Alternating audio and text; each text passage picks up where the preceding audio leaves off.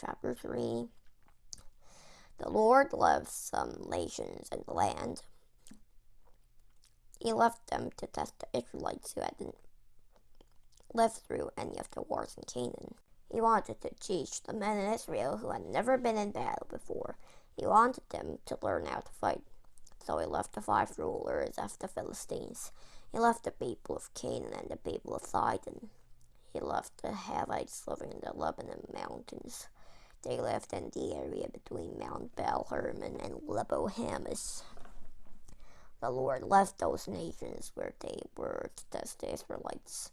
He wanted to see whether they would obey his commands. He had given those commands through Moses to their people of long ago. So the Israelites lived among the Canaanites, Hittites, Amorites, Perizzites, Hivites, and Jebusites. They married the daughters of those people. They gave their own daughters to sons of those people, and they served the gods of those people. Othniel, the Israelites did what was evil in the sight of the Lord. They forgot the Lord their God. They served gods that were named Baal. They also served female gods that were named Asherah. So the Lord was very angry with Israel. He handed them over to the power of Cushan-Rishathaim, the king of Aram Naharaim. For 8 years, Israel was under his rule. They cried out to the Lord. Then he provided someone to save them. The man's name was Othniel, the son of Kenaz. He was Caleb's younger brother. The Spirit of the Lord came on Othniel, so he became Israel's leader. He went to war. The Lord handed over to him Cushan-Rishathaim, the king of Aram. Othniel won the battle over him. So the land was at peace for 40 years. Then Othniel, the son of Kenaz, died. Ehud. Again, the Israelites did what was evil in the sight of the Lord. So the Lord gave Eglon power over Israel. Eglon was the king of Moab. He got Ammonites and Amalekites to join him. All of them came and attacked Israel.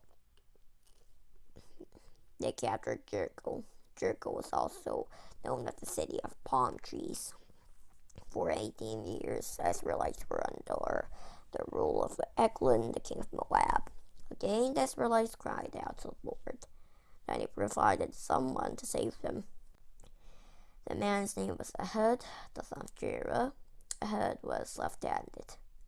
He was from the tribe of Benjamin. The Israelites sent Ehud to Eglon, the king of Moab. They sent him to give the king what he required them to bring him. Ehud made a sword that had 2 edges. It was about 1.5 feet long. He tried to do his right leg. He tied it to his right leg under his clothes. Eglon, the king of Moab, was a very fat man. Ehud gave him the gift he had brought. After that, Ehud sent away those who had carried it.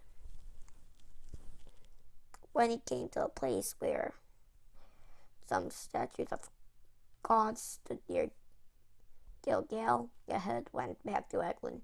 He said, "Your Majesty, I have a secret message for you."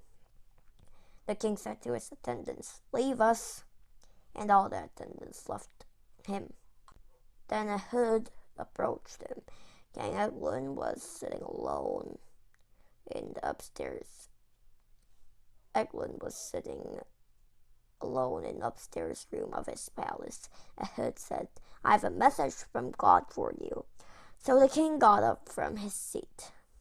Then Ehud reached out his left hand. He pulled out the sword tied to his right leg. He struck it to the king's stomach. Even the handle sank in after the blade. Eglon sagged and fell to the floor. Ehud didn't pull out the sword, and the fat closed over it.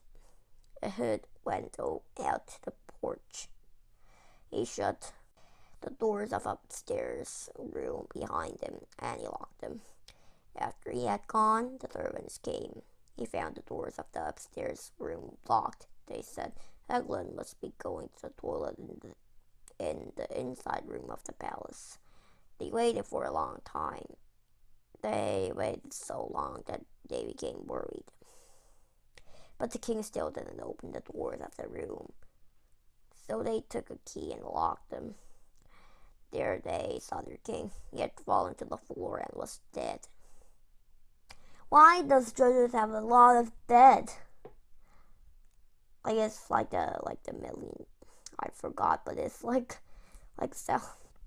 more than 10 deaths. So, while Eglin's servants had been waiting, Ehud had gotten away. He passed by the statues of gods and escaped Sarah.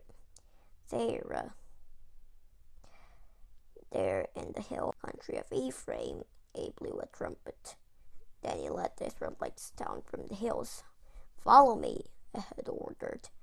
The Lord has handed your enemy Moab over to you. So they followed him down. They took over the only places where people could go across the Jordan River to get to Moab. They didn't let anyone go across. At that time, they struck down about 10,000 men of Moab. I guess this time there's always a 10,000.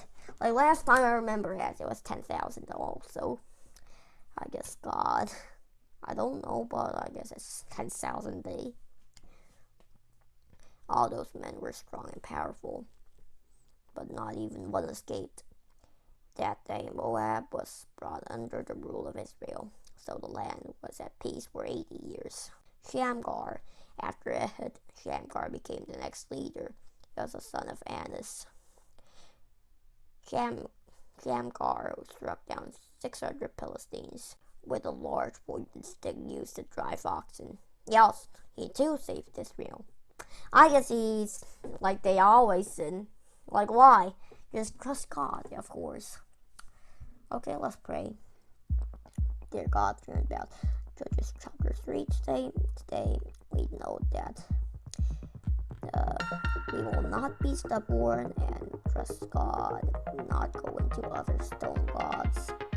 And we know that if we be stubborn, we will be like the Israelites, and we will be like the king of Eglin and every other Philistine kings. And thank you always. We'll trust you. Amen. Yeah, okay, I gotta say goodbye. So thanks for watching my videos. I hope I see you next time. So goodbye. See ya.